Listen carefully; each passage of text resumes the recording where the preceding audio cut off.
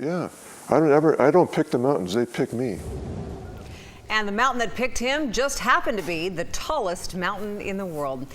At the age of 68, Sacramento's Jim Geiger will attempt to do what no other American his age has ever done: climb to the top of Mount Everest. He was scheduled to arrive in Kathmandu, Nepal today. News 10's Ryan Yamamoto caught up with him at his home in Thomas before he embarked on this incredible journey.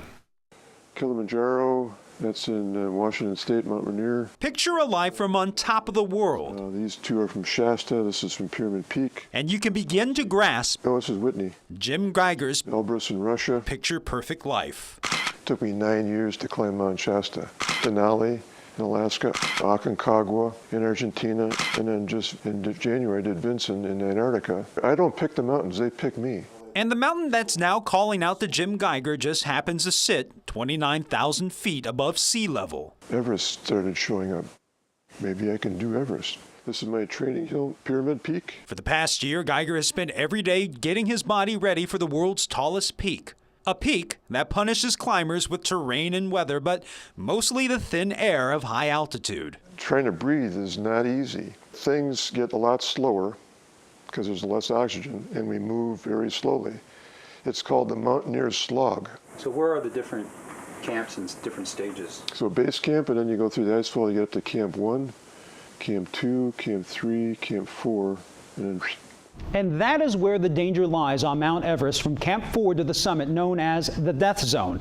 Of the more than 250 climbers who have died, most have perished within the final 3,000 feet to the summit. Jim Geiger says the risk is part of the sport, and he came face to face with that reality when he climbed Denali, better known as Mount McKinley, back in 2008. I walked past the grave of the guy that died the day before, just off the summit, and I was coming down off the summit, and within a couple hundred yards, there was a team coming up, and the young kid, 20-something, was being pulled up by his guide.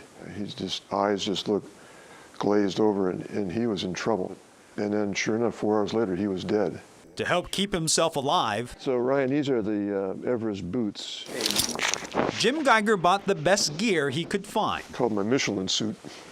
I look like the Michelin man when I'm in this thing. And at the age of 68, Geiger can't wait to test his body. What I want to instill in other people is you can age well. You don't have to be suffering through old age. You can age well. He hopes to set an example and at the same time set a new climbing record. When Everest started showing up, I didn't give it a thought that I'd be the oldest American. And then I did some investigating. Wow, I might be able to be the oldest American. It just happened. It happens to be. Proving age is just a number, and the only hill Jim Geiger is over just happens to sit 29,000 feet above sea level. Have you visualized yourself on the top? Many times. What's it like? Thousands of times. Yeah, pretty awesome. Yep, it's going to happen. Tonight, Geiger was expected to land in Kathmandu before hiking for 11 days to the Mount Everest base camp at 18,000 feet. And he will then spend another 30 days getting acclimated to the high altitude with the hopes of making the actual climb sometime in early May. And what is amazing about him, he only started the sport 28 years ago, so he was 40 when he started mountaineering. And he says he has all these young kids trying to pass him up, but you know, he's able to get up those peaks, and he's climbed at least 25 peaks in his life so far. He is already an inspiration before he takes a foot up Everest. I mean, what an amazing, he's in amazing shape, and to be able to deal with that kind of training, physical training that you need to do for this. And there's a lot of, mentally he's in the right place. There's no ego about this. He wants to be the oldest American if he does make it. But the reality is the current oldest American, this gentleman by the name of Bill Burke, he's going up at the same time. So they actually might meet each other on top of the mountain. He says, and if he beats me up there and he still holds the record, he says, good for him. This is just my journey. Yeah.